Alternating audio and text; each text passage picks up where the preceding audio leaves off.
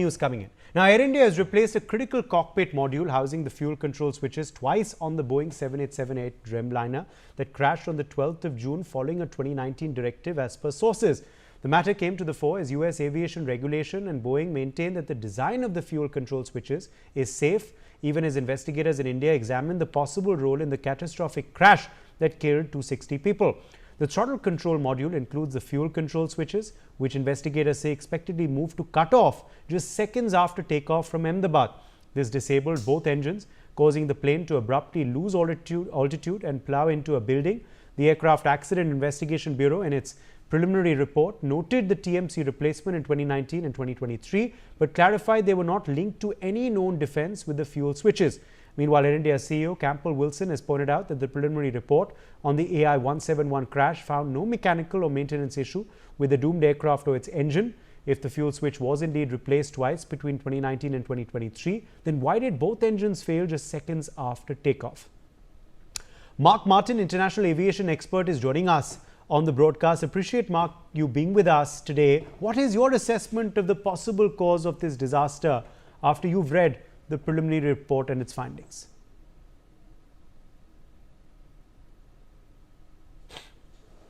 Mark, can you hear me?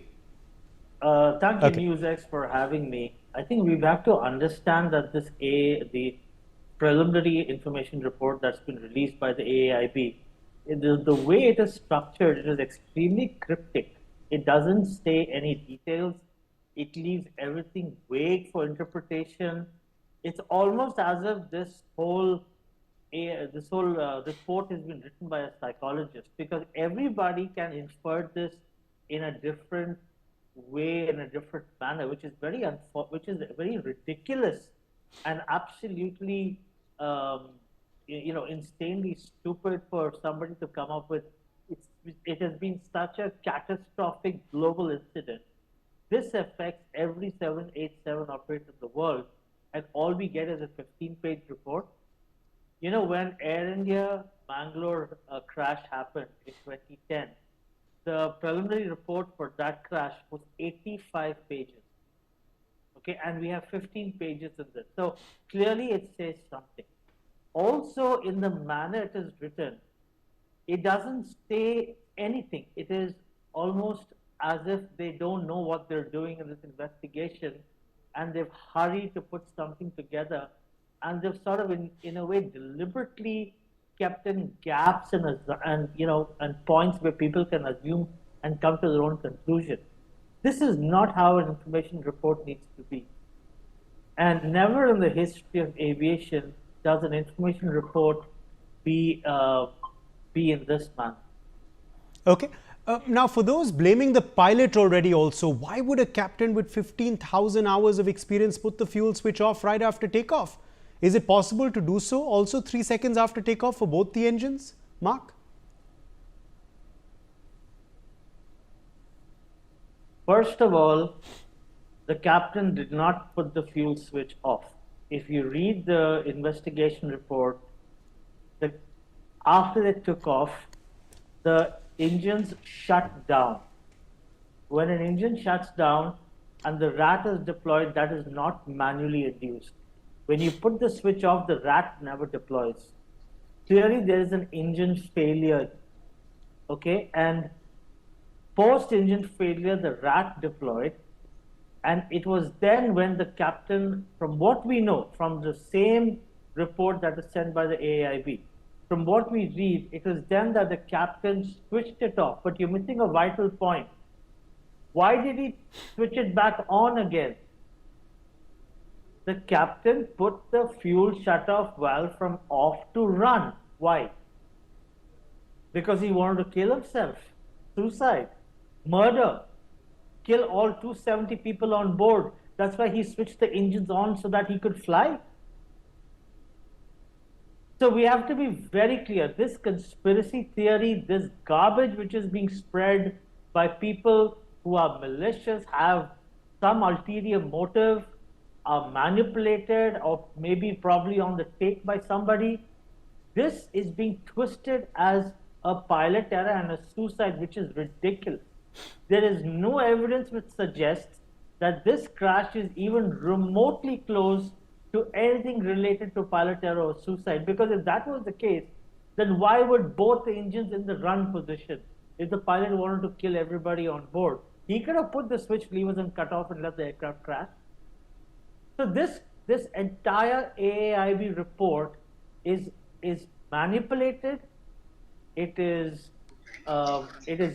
written in a way that it deliberately wants people to infer, which is wrong, unethical. Because you know why? Right now, 787 operators in the US and everywhere in the world know what actually happened. Reports have been carried today that all airlines that operate the 787 have actually announced inspections on the switch. Now, why will they do that if the pilot error and suicide? So let's be clear. That report is garbage. I will disregard it. It's not even a preliminary report. A report is not 15 pages. A report for an accident of such a catastrophic nature should be at least 50 to 100 pages. Now, does the fact that the FAA raised an issue against the fuel switch in 2018 show that there could be a technical issue? Reportedly, this was raised earlier. Mark. I think the FAA circular alerted everybody. It may have not been a mandatory requirement, but it's alerted everyone. It's told everybody, this part number is faulty. Replace it with this new part number. The FAA didn't do anything wrong. The responsibility lies with clearly the airline to take action. Now, the only way I'll fault FAA is somebody should have told FAA or operator should have played back to FAA that this can lead to a crash. Therefore, it's best that you come up with an alert or an AD.